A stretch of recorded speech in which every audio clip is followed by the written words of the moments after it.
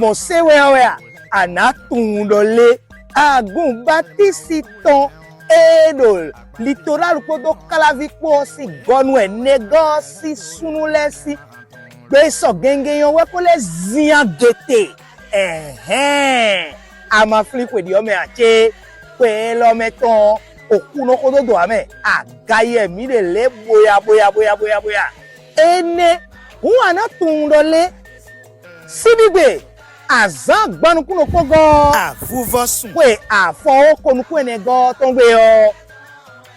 ye me ko yin sunu asisunu le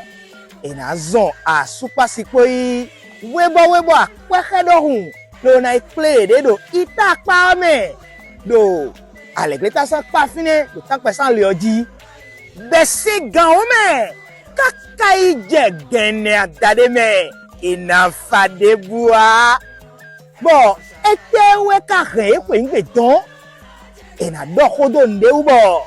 eno le amawa ena venu e kakaba salo video nu membo gbigba na gorowe etewe kan do akwe mi ton sele o de wezombo e kado tadi ne kasi ku blogben bo zizanto eyon zando wendo me bo e bana itagba hoa no newe akwezo ato adikpa fodi eyiro ikoton sisi weno jetaton le gboplato eni eno yoledo merako armel de agoruto nyaene o kwezo e klo lo ba kosu de gbeni chobo e kwazoda kosu pe kaka we chobo wa so tuene so ikla glingo din lo bo akuzu le gboplato edo akwekodo eleo akwe lono si mi moache bo na mi e kana na lo na itemo koto me eino wido pono gere jawe o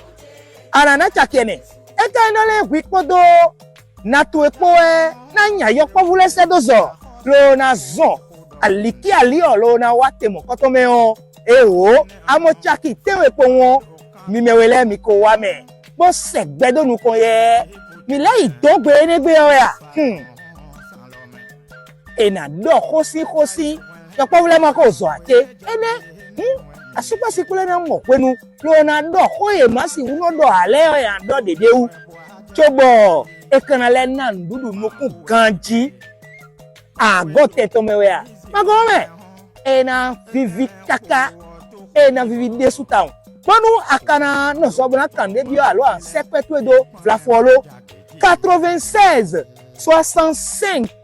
94 51 Malevodo do 96 65 94 51 agon to tomeo ena ve o desu yi wan ko de nebe bye bye le mamon lo